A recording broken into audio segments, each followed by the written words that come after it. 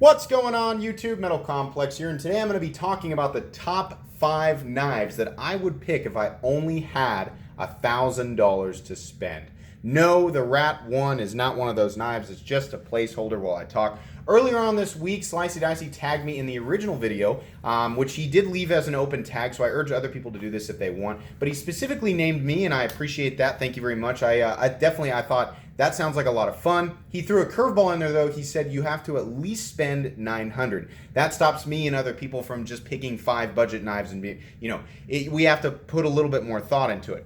Nevertheless, I thought that should still be pretty easy. The more I got into it, though, I realized the scenario that I was imagining in my head was one where somebody came in, took all my knives, left me with $1,000 and said, you've got $1,000, you can get 5 knives. Those are the only knives that you're gonna have for the rest of your life. So it got a lot more complicated in my mind, and it took me a while to figure out exactly what I'd choose, but I think I've got it figured out. Before we get going here, I just want to remind everybody that I do still have this lovely ProTech Massdrop Mordax to give away. The moment that I hit 50 patrons, you don't have to be a patron to win the knife. Basically, the moment I hit 50, I will open up the giveaway for everybody. My subscribers, my non-subscribers, my patrons, everybody will be able to enter. All you have to do is be able to provide me with an address inside the continental United States and be at least 18 years of age. We're currently at 24 patrons, so everybody from now until the moment that I hit 50, you can support me in any tier you want, whether it's the $1 tier or whatever, but you will get a custom shout out on my channel. So if you want me to plug your Instagram, your YouTube channel, say something funny, make fun of myself, whatever you want, as long as it's appropriate for YouTube, I will definitely do that. If you want more information, just follow the link in the description to my Patreon and read the bold text. Anyways, let's go ahead and get going here. First up, I'm going to list the knives that I went over and tried to make. So there were a ton of knives. I mean, as you guys can imagine, there were a ton of knives that went through my mind. Like, I really want this. Like, how can I make this work? You know, what do I like about this knife over this knife? So here's a list, a really sad list of knives that did not actually make the final 5. I'm just going to go over them here real quick. The first one, sadly, is the ZT-0562. I tried to make it work. I just couldn't do it. So the ZT-0562 is not included. Next up, surprisingly, the Manix 2 didn't make it either. I can't believe it's not on the list, but when I sat down and thought about it, it didn't make it. I tried to make the PM2 work. PM2 also, that one's actually here, which is kind of sad. Maybe I should have left it in the drawer, so as it didn't have to deal with not being on the list. The Para 3 I also considered not going to be on the list. The Archbishop 2.0, one of the best titanium frame lock flippers in the production world that I've ever felt. I did a review on that one here recently. I really tried to let that one make the list. Couldn't do it. Benchmade Super Freak was also an honorable mention. It just was... I love that knife, but it was just a little bit too expensive. Couldn't make it work in my final 5. And then the last one, believe it or not, I actually really tried to make the Microtech Ultratech work. That's one of my favorite automatic EDC knives of all time, and I considered it, tried to fit it in there, couldn't get it. So some of you guys might have some more guesses, some of you might have no idea, but those were the knives that I could not make work. First up, we're going to go 5, 4, 3, 2, 1. So number 5, we're going to get an obvious one out of the way. The Hinderer XM18. This is not my XM18. This is a beautiful vintage 01 tool steel XM18, number 23. Very low serial number. This is owned by my buddy David, who is also really into Hinderer knives. He's loaned me this one to use in a couple of videos. We're going to pretend like this isn't a very valuable vintage series XM18, and we're also going to pretend that it doesn't have a titanium bronze scale on there. So at base, this is a $425 knife. You guys know how much I love Hinderer knives. If I was left with only $1,000 and I had to spend at least $900, the very first thing I would do is buy an XM18. It would have to be a basic XM18. I mean, you guys know I want the full titanium, whatever. I'd be happy if that's all I could have, just buying a basic G10 XM18. I don't know what steel. I can't really get into that right now, but definitely I'd have to make my first purchase an XM18. I felt like that was the most obvious to the people who watch my channel all the time, so we'll get that out of the way. So that's $425 already spent. Big chunk. Next up, probably the second most obvious knife for anybody who watches my channel a lot. That's going to be the Spyderco Shaman. Spyderco Shaman, or the Spyderco Shaman is, it's very close to what I would consider to be a perfect folding knife. We've got an excellent blade. It's got, excellent blade shape. It's got pretty good steel. I'm happy with S30V. Nice, fairly thick stock blade. You've got the compression lock, which I really like. It's also got phosphor bronze washers, which I appreciate, which, by the way, the XM18, I didn't bring that up. Part of the reason why, you know, when I'm thinking about this, I'm thinking if I can only have 5 knives, you know, these 5 knives and that's it, well, I'm probably going to want, you know, a durable setup. I'm going to want knives that are going to stand the test of time. So the XM18, it would be a Gen 6 with the option to put phosphor bronze in it. That way, you know, I have that option for longevity and durability on top of its already durable construction. Same thing, same idea with the Spyderco Shaman. I consider this to be a very durable all-purpose folding knife, and for that reason, it makes the list. This is one of my favorite folding knives of all time, and right now, it probably sees the most pocket time for the, you know, just ease of manipulation, the contoured scales. I love the ergonomics on this are like my favorite ergonomics ever. Just love it. Love the Spyderco Shaman. Definitely makes my list. So that's $188 off of there. I had this all added up. You know, I'm going to have to pull up a calculator to make sure that I've got this all exactly right. Anyways, let's go ahead and move on here to my number 3. Sorry, I've got the iPad off camera. So my number 3, and this is probably the third most obvious knife that's going to be on my list. And you know, some of you might be able to guess, some of you might not. Some of you might be a little bit surprised.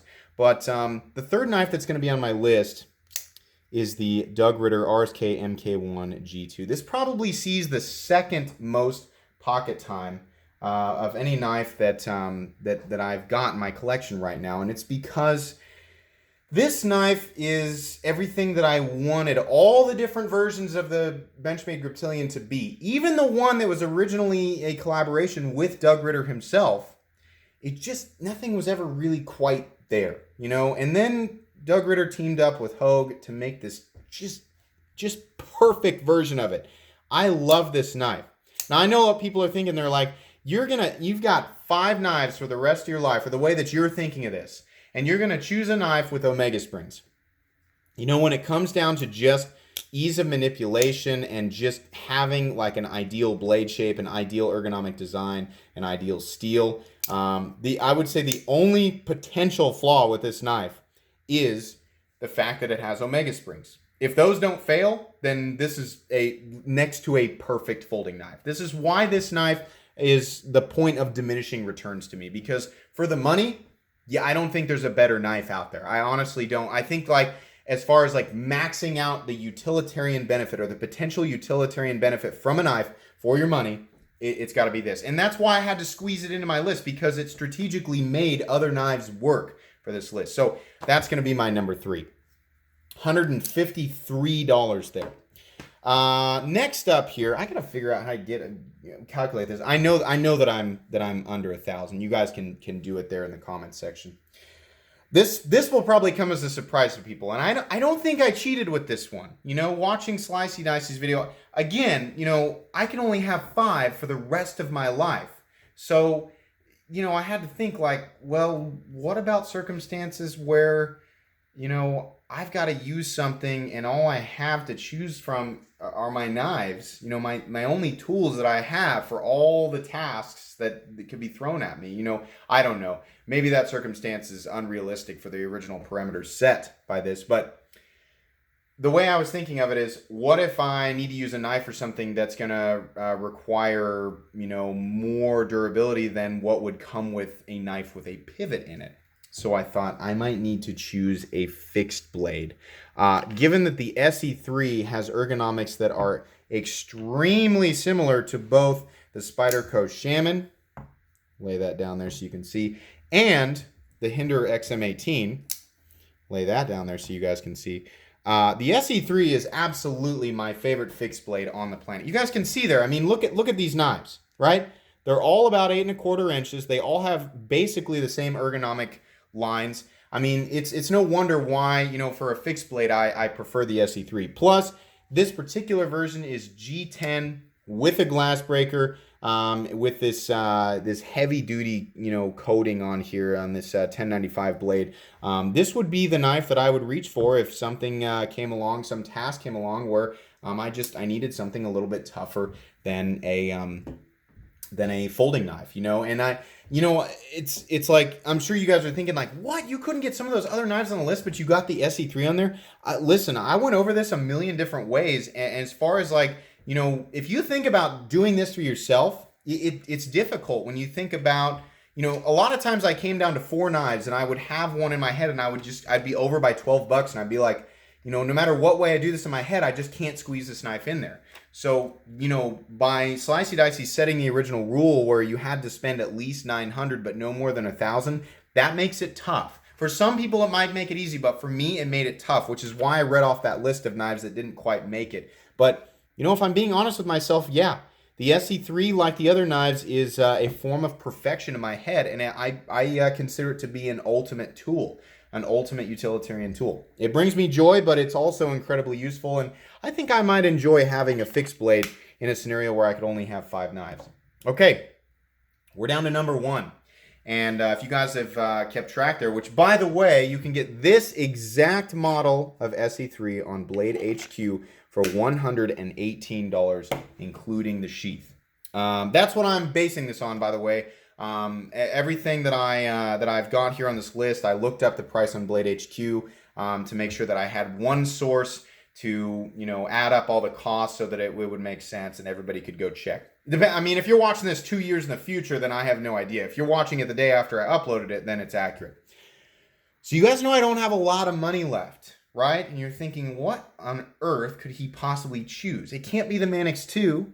The Manix 2 would make sense, right? Because it's within, the base version of that. The base version and the lightweight are within the parameters of the money that I have left. It's not the Manix 2.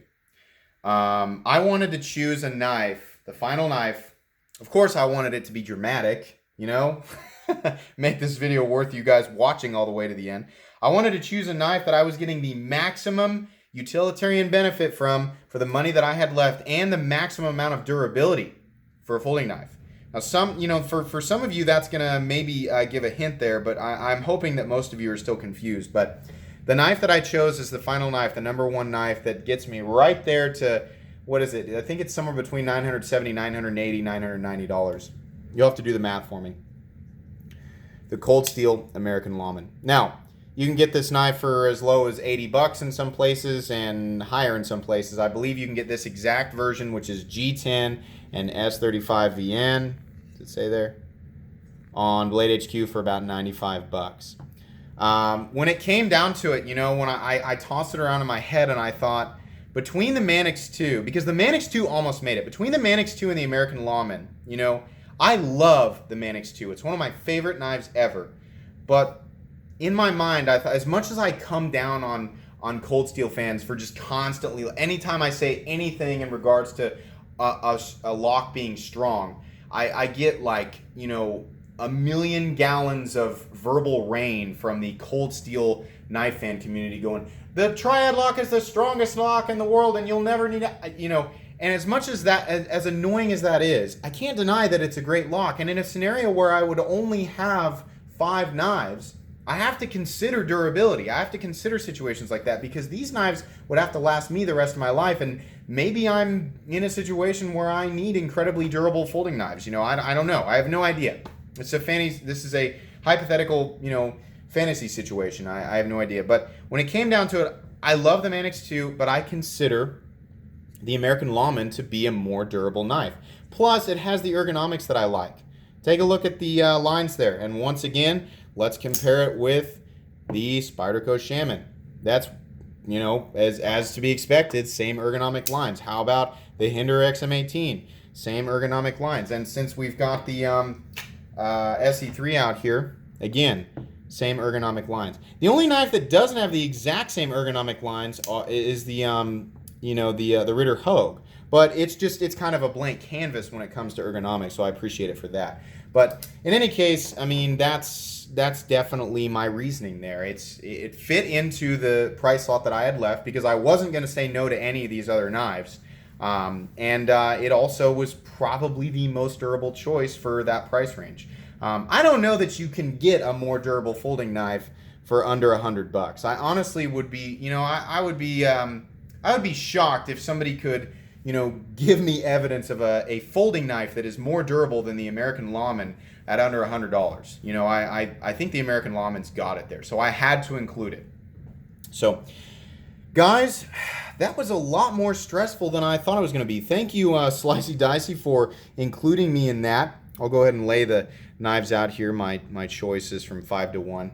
Yeah, that's going to be pretty much it today, guys. So I hope you enjoyed this video. I hope you at least found it mildly entertaining. If you did, as usual, please leave a like. If you'd like to check out my other content, I do, of course, have lots of videos of knives that are either expensive or inexpensive that I do or don't like, so check those out. And if you enjoy all my content, then please subscribe to my channel because there is definitely more coming. Thanks again for watching, everybody, and have a great day.